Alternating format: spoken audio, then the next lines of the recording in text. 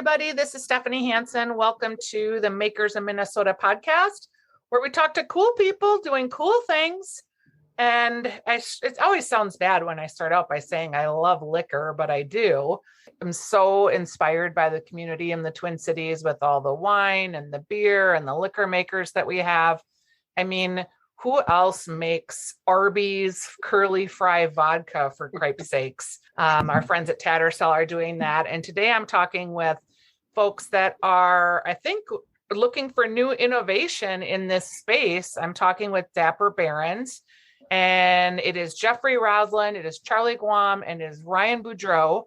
And you guys are doing something that maybe I didn't even know we needed, but it is low carb spirits. You've got an amaretto, you've got a coffee. There's two other ones that are, a simple syrup. And there's one other one that I'm forgetting.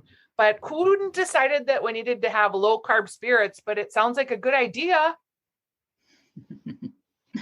Yeah, well, I'll take that one. Sure. So, yeah, it's really interesting. We've been into cocktails for a long time, the three of us, and we all started to get passionate about keto dieting and low sugar dieting a few years ago as well. And unfortunately, those two things do not go very well together. Right. It's the thing that tips sugar. Us all over. Right. And the problem, the key component is that liqueur. So liqueurs is the key ingredient. It adds the sweetness. And typically, if you look up a lot of brands, they have very high sugar contents.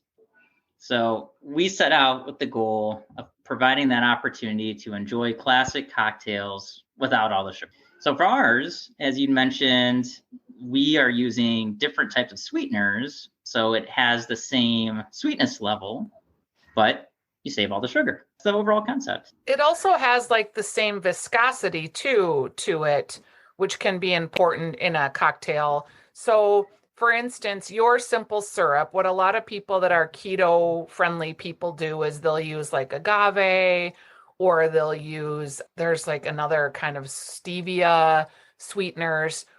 How do you make yours have that viscosity and the taste and the texture without using all those other things? Yeah, that's a great question. That was so challenging about this. We were trying to find the right type of flavor, but the right type of mouthfeel. So in ours, we use only natural sweeteners. That's really important to emphasize. But we use different types of sugar alcohols. That's providing a lot of the sweetness. And we do have a little bit of sugar, actual sugar in there, which comes from a very archaic definition from the TTB of what a liqueur is. You do have to have a minimum level of true sugar. So we met that requirement, and then we use these sugar alcohols that it provides a little bit of a different texture than traditional liqueurs, but it's very, very close. And I think a lot better than other types of substitutes that people like ourselves, until we came along, were trying to cobble together some form of a triple sec, let's say, or the amaretto, ones like that to try to provide that same sweetness. But it's very difficult to do, and we're really excited to have this on the market. So as keto guys, like, give me an example of a drink that you make with your product that you are like, okay, this is my drink now because I'm keto guy and I'm low sugar guy and it tastes great. Yeah, I would say the margarita is probably my favorite. So I've been making a lot of those these days, and just swapping out, like, typically you'd use orange or another orange liqueur. But if you just swap it out with our triple sec, it makes a really good margarita. And when you swap it out, your total carbohydrate intake is what with your product? I think what we've actually focused on is more the sugar intake. So traditional triple secs are like, 10 grams of sugar per, ounce and a half serving. Yep. Whereas ours is, 1.3 grams. So that's a lot less sugar. Yeah, it's significantly lower. And for, my friend Jason Matheson, he's vodka soda guy. And I don't know, I'm going to have to ask him this, but whether he really who loves vodka sodas, it's kind of a sad, empty drink, but it allows you to drink and it's not full of all the junk. So this would give some other alternatives because you've got a coffee flavor too. Like I'm feeling White Russians. Yeah, that's a great point. I mean, I think that the other good thing about our liqueurs is that it offers such a simplicity, so there are often times where, you can make a really tasty cocktail just using one other ingredient besides, our liqueur. So, and with a combination of those things, you mentioned spirits like vodka. I mean, that's naturally low carb and low sugar. So, you combine the two together, what you have is just a very delicious drink that still meets the requirements of keto and low sugar and low carb. One other thing that probably says more about me than you, but it feels like I get into these liqueurs kind of as the evening's progressing, right? So before I'm going to go to bed, I might have that coffee espresso martini, or I might have an amaretto with coffee. And, you have that just giant sugar load right at the end of your evening. And then you go to bed and you wake up and you're just like, oh, so I can see this being a good alternative to those feelings too. Charlie, what is your role? And then I'll kind of go through each of you to figure out what it is that you guys are doing for the company. Sure. Yes. So I'm the COO, and my main responsibilities are within the operational kind of supply chain and materials aspect of this. And so, when we first started, it was kind of easy, reaching out to a bunch of packaging suppliers that I had known, just working previously in industry. But what's unique is that a lot of the materials are very unique to the beverage industry, and so it was kind of a good learning experience to know about glass, for example, and where that's from, and cork, and kind of the supply chains behind those things. And then also as we got into the actual label, kind of how that works when it's printed, when it's applied, and all that stuff. So yeah, so my main role is kind of making sure that we got all the stuff that we can send over to our contract makers, and so they can actually have production, all the stuff ready at the right time. And that's easier said than done now in pandemic times with supply chain issues. Yeah. So yes, that's a big job. Okay, Jeffrey, what's your role? So I always feel humbled to talk about roles, but I'm the CEO, and the formulas were ones that I started working with in my kitchen. Basically last year during the pandemic time, just made about 200 different batches to figure out the right combination of flavors and textures, everything we talked about. But I kind of do a little bit of everything. So the formulations we said, as well as a lot of the marketing, but rely a lot on my buddies Charlie and Ryan for a lot of the other aspects of the business too. Jeff, in your role before this, like you make it sound like you're just like at home, like some mad scientist guy, like, hey, I'm going to just start making low carb spirits. But what was your going into this that even got you to think like you could make 200 batches of something? Wouldn't be something I would try. Yeah. It's interesting. It really, I'd say, came from a fortunate outcome of the pandemic. So this business might not have existed if we wouldn't have had the flexibilities. So I was working at 3M at the time as a marketer, but when the pandemic hit, we all started working from home. I was on furlough for a while. We were forced to use vacations, and all that actually created a break from work. We actually had a baby as well right around that time. So I was looking for hobbies that I could do at home.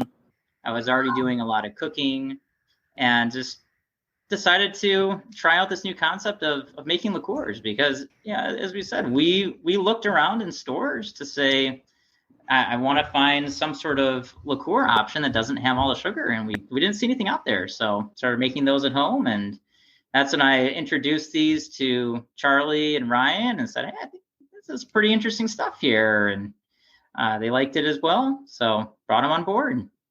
So Ryan, go ahead and give me your piece of the puzzle here.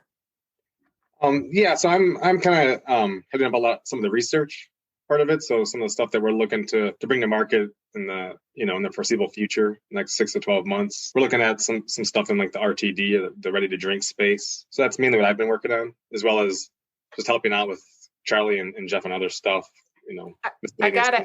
I gotta ask, because I almost think probably the ready to drink space is a bigger category potential for you right now than the spirit space. So did you have to make the spirits to get to the ready to drink part? I think it was the first thing that was, ready to bring to market, and we had formulations done and we had labels and everything like that. So I think it inspired what we did, though. Yeah.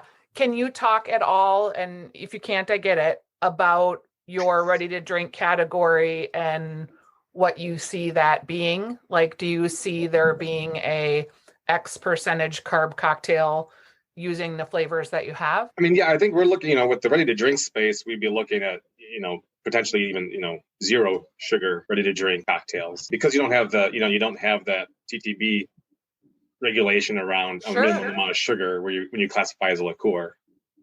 So it does free us up to really, remove all the sugar, and even have a better, carbohydrate and calorie nutrition. So you guys probably know this, but one of the most successful people in your space that has done a ready to drink, low carb, skinny margarita is Bethany Frankel, the Real Housewife herself from New York City. And I think she sold her company for like $1 billion. Is the goal to like prove this proof of concept and be in the space and then ultimately to sell it? Because obviously these liquor companies are looking for innovation, but they're not really having the opportunity to do it themselves. So they love a situation like you're creating. We're taking it one step at a time right now. But you don't want to be a billionaire, Jeff? Come on. If someone came to our house with $1 billion on a truck and said, hand it over, it would be pretty hard to turn down. Sure. But yeah, we're having a lot of fun, playing with different formulations, and the three of us that we all come from non kind of, restaurant and bar spaces. So it's been a real learning curve for the three of us to kind of understand, how to, bring something like this to market. Yeah. Who are you aligning yourself with? Or do you have any buddies that you've like, okay, tell me how this works, friends? Yeah. Well, in terms of mentors or, people that we're working with, we've really appreciated the community within the distilling community here locally in the Twin Cities.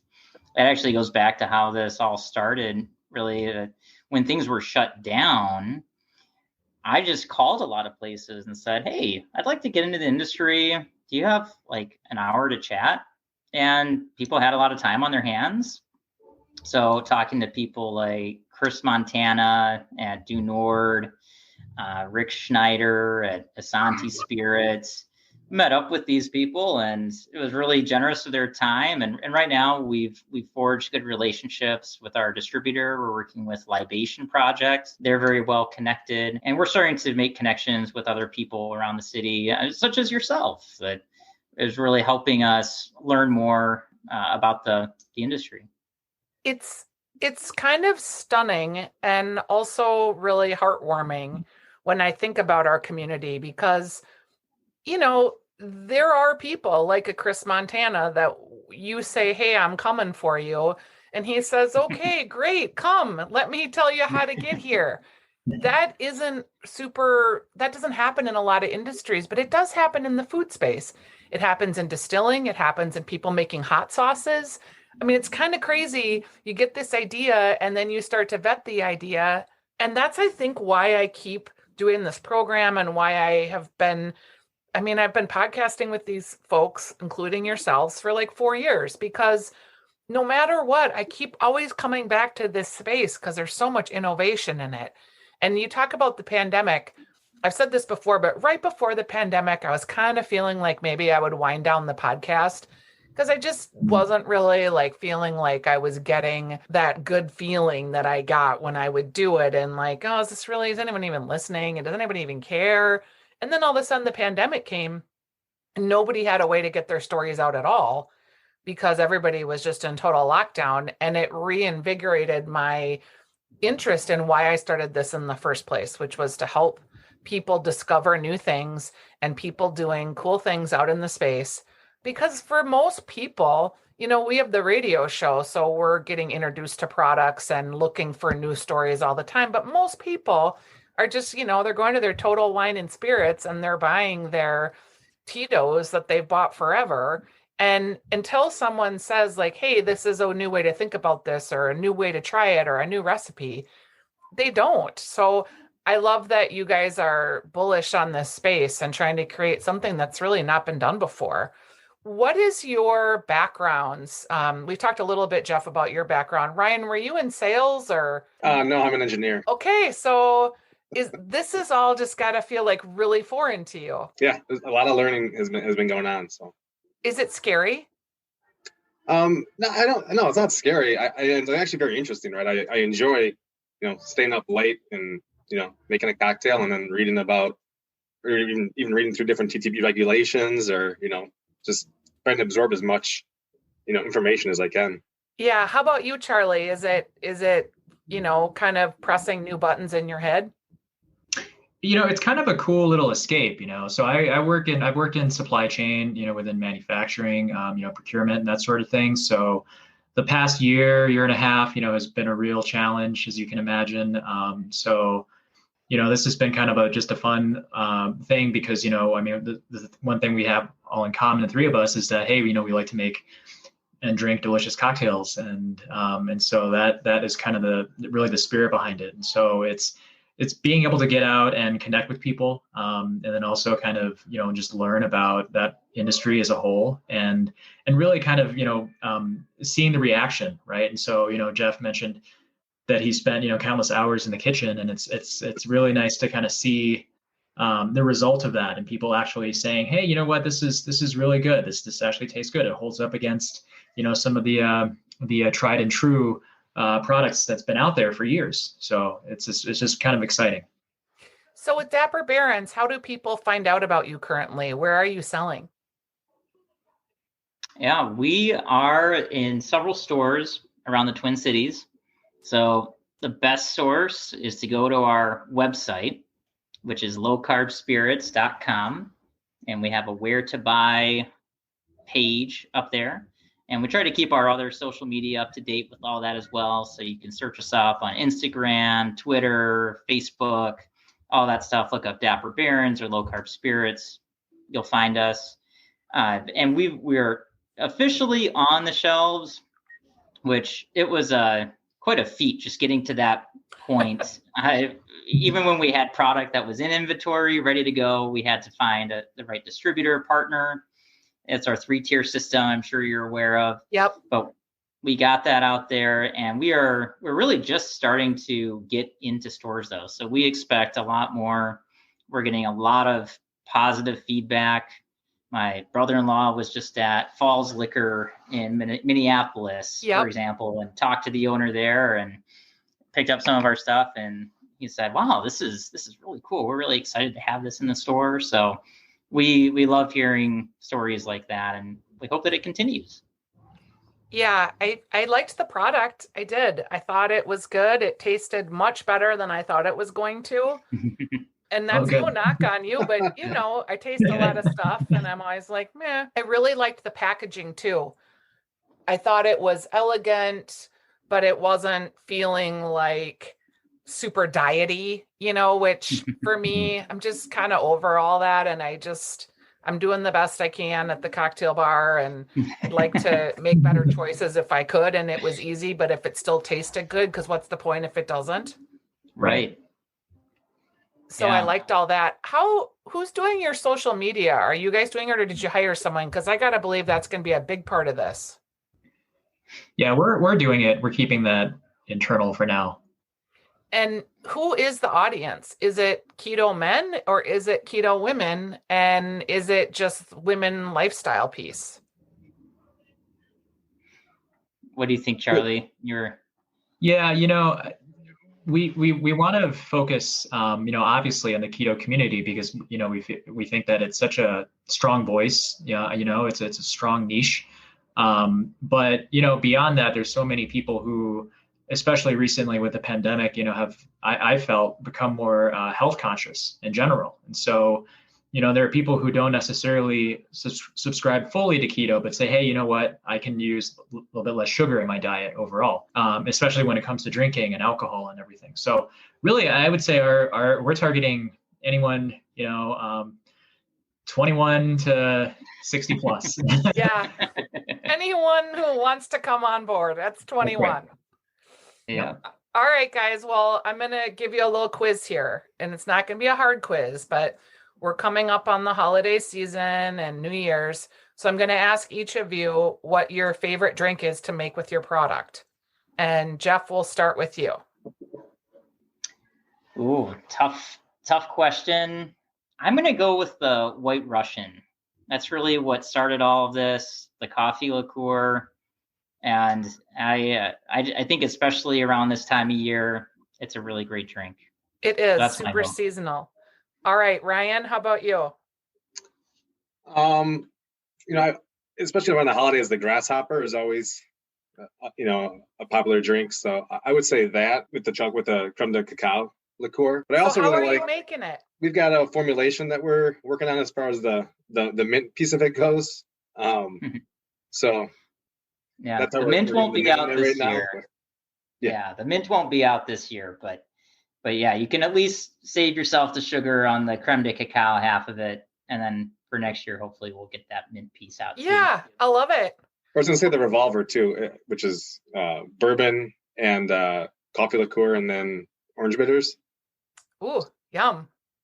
Okay, I like that. All right, Charlie, you're last to share your drink of choice. Sure. Yeah, I would say, I like quite a bit of them, but my favorite is probably the toasted almond, especially right now as we're approaching, kind of that colder season. But, what I like about that is that actually, so it has both our Amaretto and our coffee combined. And then you put a little bit of cream in there, and it just creates such a great combination that's really, tasty, and it keeps you warm, and it feels just really nice and cozy. So holiday-ish. I love it. Yeah. Makes me want to go to W.A. Frost and sit up by the fire and have one. There you go. Yeah. All right, guys. Well, I am excited to talk to you. When your ready to drinks are on board, come back and we'll liven up the chat again, because I think that could be a really interesting space for you. And it's been super fun to get to know you. Thanks. Thanks a lot. Thank you so much for your time. Stephanie. You bet. Appreciate being it. part of this.